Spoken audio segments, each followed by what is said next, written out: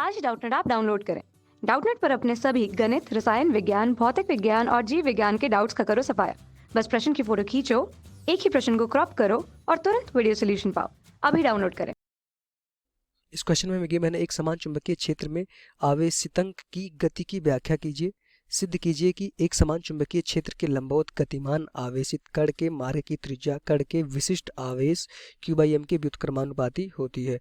इस क्वेश्चन में हमसे कहा जा रहा है एक समान चुंबकीय क्षेत्र में कोई भी कण उस क्षेत्र के लंबवत अगर उसमें गति करता है या लंबवत उसमें घुसता है तो उसकी गति की व्याख्या कीजिए और यह भी सिद्ध कीजिए कि अगर वो एक समान चुंबकीय क्षेत्र के लंबवत गतिमान है तो उस कण की जो त्रिज्या होगी उसकी त्रिज्या जो होगी Q/m के व्युत्क्रमानुपाती होती है। तो पहले हमें ये ज्ञात करना है कि कोई भी एक समान चुंबकीय क्षेत्र में कोई भी कण अगर गति करता है उस क्षेत्र के लंबवत तो उसकी गति किस तरह की होगी, या तो रैखिक गति होगी या वृत्तीय गति होगी। उसके बाद में फिर हमें व्यंजन की स्थापना करेंगे कि Q/m की वैल्यू क्या होगी या R जो होगा व्युत्क्रमानुपाती होगा Q/m के कैसे।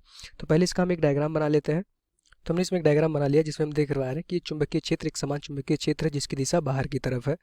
अब इस एक समान चुंबकीय क्षेत्र में कोई भी यम द्रव्यमान का एक कण जिसपे हमने मान लेते हैं यम द्रव्यमान है जिसपे चार्ज Q है, ये हमारा v वेग से v हमारा इसमें इसको हम v लिखेंगे प्रारंभिक वेग से इसमें एक समान चुंबकीय क्षेत्र में इंटर कर रहा है।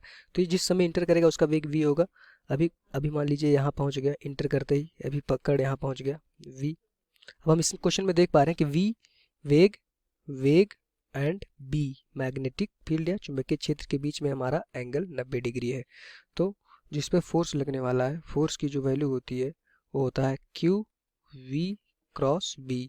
अगर चुंबकीय क्षेत्र और हमारे वेग के बीच में एंगल 90 डिग्री होता है तो हमारा चुंबकीय क्षेत्र ये होता है उसका फार्मूला।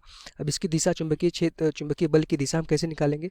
चुंबकीय बल की दिशा हम क्या करते हैं, फ्लेमिंग के दाएं हाथ से लगाते हैं कि अपने वेग की दिशा में हम अपने हाथों की चारों उंगलियों को करते हैं और उसे बी की दिशा में चुंबकीय क्षेत्र की दिशा में अपने उंगलियों को घुमाते हैं तो अंगूठा जो होता है वो हमारा विद्युत बल या चुंबकीय बल की दिशा देता है। तो इस समय अगर हम इस समय अंगुली इधर करेंगे उसको ऊपर की तरफ घुमाएंगे क्योंकि करंट हमारी बाहर की तरफ है, तो जो हमारा चुंबकीय बल की दिशा आएगी वो हमारी दिशा कुछ इस तरह से आएगी। चुंबकीय बल की दिशा ये होगी। अब जैसा कि हम देख पा रहे हैं वेग और बल आपस में 90 डिग्री है और चुंबकीय क्षेत्र भी। चुंबकीय क्षेत्र इस केस में अगर चुंबकीय क्षेत्र B, बल F और वेग V इन तीनों के बीच में अगर एंगल 90 डिग्री होता है तो उसका जो पाथ होता है, कोई भी बॉडी अगर हो तो उसका जो पाथ होता है वो हमारा होता है वृत्तीय पाथ। वृत्तीय पाथ होता है मतलब ये है कि अगर कोई भी चार्ज v वेग से किसी भी एक समान चुंबकीय क्षेत्र में घुसता है तो उसका पाथ जो होता है लंबवत घुसता है तो उसका पाथ जो होता है वृत्ताकार होता है। और उसका जो फार्मूला होता है F इक्वल्स टू QVB। ये जो उस पर बल लगता है चुंबकीय क्षेत्र में घुसने की वजह से उस पर एक बल लगता है चुंबकीय बल, उसकी वैल्यू होती है QVB। उसकी दिशा जो होती है V और चुंबकीय क्षेत्र B के लंबवत होती है।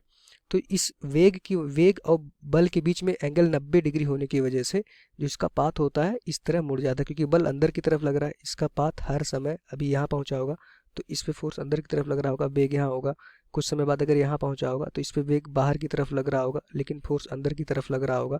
इन सारे पॉइंट को अगर हम मिला देते हैं तो इसका जो पाथ होता है एक सर्कुलर पाथ होता है। ये हमारा सर्कुलर पाथ होता है। अब इसकी त्रिज्या हमसे क्वेश्चन में पूछी गई है कि क्या होता है। तो पहले इसके हम मोशन के बारे में देख लिए कि अगर तीनों आपस में परस्पर लंबवत है तो इनका जो पाथ होता है वो वृत्तीय पाथ होता है। वृत्ताकार गति में इनका जो होता है मोशन होता है। अब अगर वृत्ताकार है तो उसका एक त्रिज्या होगी। उस त्रिज्या के बारे में हम ज्ञात करते हैं कि वो त्रिज्या क्या होगी। जैसा कि हम देख पा रहे हैं जो ये हमारा चुंबकीय फोर्स है वो चुंबकीय फोर्स F हमें अभिकेंद्र बल देगा क्योंकि ये चुंबकीय फोर्स एक सेंटर की तरफ लग रहा है। मान लीजिए इस वृत्त का सेंटर ये O है तो ये चुंबकीय क्षेत्र जो होगा चुंबकीय बल जो होगा वो हमारा सेंटर की तरफ लग रहा है तो वो बल जो है अभिकेंद्र बल की पूर्ति कर देगा। ये फोर्स चुंबकीय बल जो है ये हमारा अभिकेंद्र बल की पूर्ति कर देगा। अभिकेंद्र बल की होती है अगर हमें वेग गिवन है mv²/r और ये वेग जो होगा वेग हर पॉइंट पे वेग जो है हमारा कांस्टेंट रहेगा। वो वेग बदलेगा नहीं, सिर्फ वेग की दिशा बदलेगी, परिमाण में वो वेग हमेशा सेम रहता है। चूँकि इस पर कोई भी वेग का या फिर हमारे ऊर्जा का नुकसान नहीं हो रहा, इसलिए वेग हमारा सेम रहता है। तो यहाँ से F की वैल्यू जो होती है क्वेश्चन से चुंबकीय बल QVB होती है, यहाँ से हमने F की वैल्यू डायरेक्टली रख दी। तो यहाँ से हम अगर देखेंगे तो ये भी वेग है, V से V कैंसिल हो जाएगा, तो R की वैल्यू यहाँ से अगर हम निकाल पाएंगे तो mv/b इंटू क्यू, ये हमारा R की वैल्यू त्रिज्या आ गई। अगर वो चुंबकीय क्षेत्र में घुस रहा है चुंबकीय क्षेत्र के लंबवत v वेग से, तो उसका जो पाथ होता है वो सर्कुलर पाथ है, वृत्ताकार पाथ होता है। उस पाथ की जो त्रिज्या होती है वो इस फार्मूले से हम निकाल सकते हैं। ये मास क्या है, उस चार्ज का द्रव्यमान है, v क्या है, चार्ज का प्रारंभिक वेग है, b क्या है, कैपिटल B चुंबकीय क्षेत्र की तीव्रता है, और q क्या है, चार्ज पे कितना भी आवेश है। तो ये हमारा r होता है। अब हमसे क्वेश्चन में कहा गया है कि यहाँ से हम देख पा रहे हैं r जो डायरेक्टली समानुपाती है m/q के समानुपाती है।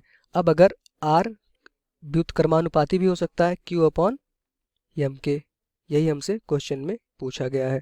ये r व्युत्क्रमानुपाती q/m के, यहाँ से हम देख पा रहे हैं कि r जो है डायरेक्टली समानुपाती है, यहाँ से समानुपाती है, ये हमारा व्युत्क्रमानुपाती, ये हमारा प्रूफ हो चुका है। इस क्वेश्चन में हमसे यही पूछा गया था कि प्रूव करिए r जो व्युत्क्रमानुपाती होता है q/m के।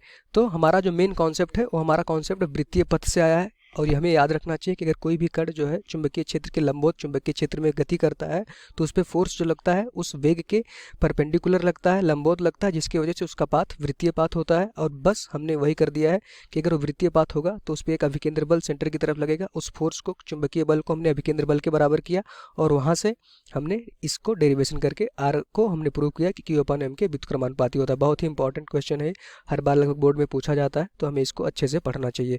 धन्यवाद वीडियो देखने के लिए। कक्षा 6ठी से 12वीं से लेकर नीट, IIT, JEE वो एडवांस के लेवल तक 1 करोड़ से ज्यादा छात्रों का भरोसा।